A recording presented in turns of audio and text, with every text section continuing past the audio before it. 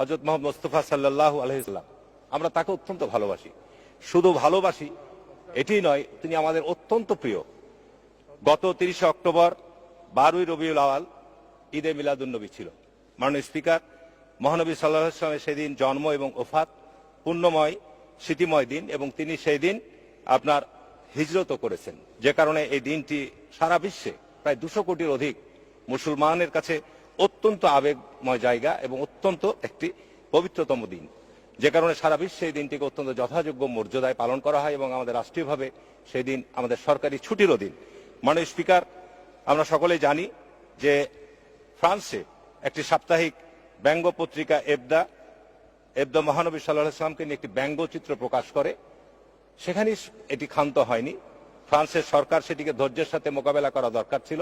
সেটি না করে ফ্রান্সের প্রেসিডেন্ট ইমানুয়েল ম্যাক্রো স্বয়ং এটা আগুনে ঘি ঢেলে দিয়েছে এবং সেটিকে এমনভাবে উস্কে দিয়েছে যার ফলশ্রুতিতে মানুষ সারা বিশ্বব্যাপী এটি নিয়ে মুসলমানদের মধ্যে এবং সারা বিশ্বের মুসলিম নেতাদের মধ্যে ওআইসি থেকে শুরু করে সকলেই তার প্রতিবাদ করেছে এবং ফ্রান্সের পণ্য বর্জন করেছে। ইভেন বাংলাদেশেও সারা বাংলাদেশে ধর্মপ্রাণ মুসলমানরা তীব্র নিন্দা এবং প্রতিবাদ জানিয়েছে।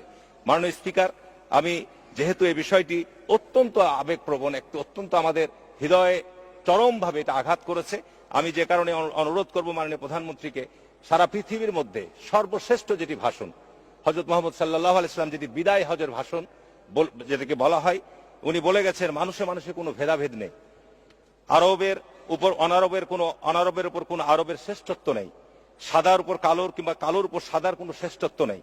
সেই ব্যক্তি সম্মান এবং মর্যাদার অধিকারী যে আল্লাহকে ভালোবাসে। ঈর্ষা, হিংসা, বিদ্বেষ থেকে দূরে থাকার উপদেশ দিয়ে তিনি বলেছেন ঈর্ষা, হিংসা মানুষের সব সদ্গুণকে ধ্বংস করে দেয়।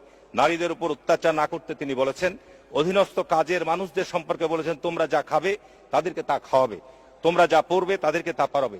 শ্রমিকের শরীরের ঘাম শুকানোর আগে তাদের পাওনা পরিশোধ করতে বলেছেন। বংশগত শ্রেষ্ঠত্ব এবং কৌলিন্য প্রথা বিলুপ্ত করে তিনি বলেছেন কুলীন বা শ্রেষ্ঠ সেই যে বিশ্বাসী এবং মানুষের উপকার করে। ধর্ম নিয়ে বাড়াবাড়ি করতে নিষেধ করেছেন। তিনি বলেছেন অতীতে বহু জাতি ধর্ম নিয়ে বাড়াবাড়ি করার কারণে ধ্বংস হয়ে গেছে। মাননীয় স্পিকার, আমি মহান রাব্বুল আলামিন নিঃসন্দেহে শুধু শ্রেষ্ঠ মানবই নয়, নবীকুলের আদম আলাইহিস সালাম থেকে শুরু করে যত নবী পৃথিবীতে আগমন করছে তাদের মধ্যেও নিশ্চয় সর্বশ্রেষ্ঠ, এবং যে কারণে ওনাকে বলা হয় নবীকুলের শিরোমণি। আমি মাননীয় স্পিকার আপনার মাধ্যমে অনুরোধ করব, অবশ্যই অবশ্যই বাংলাদেশ একটি ধর্মপ্রাণ, এখানে মুসলিম অধ্যুষিত দেশ, অবশ্যই এখানে এই ব্যাপারে সংসদ থেকে একটি নিন্দা প্রস্তাব গ্রহণ করা উচিত এবং এই ব্যাপারে সরকারের পক্ষ থেকে সুস্পষ্ট নিন্দা প্রস্তাব আনার জন্য আমি আপনার মাধ্যমে মাননীয় সংসদ নেতার কাছে আহ্বান জানাচ্ছি। ধন্যবাদ মাননীয় স্পিকার আমাকে সুযোগ দেওয়ার জন্য।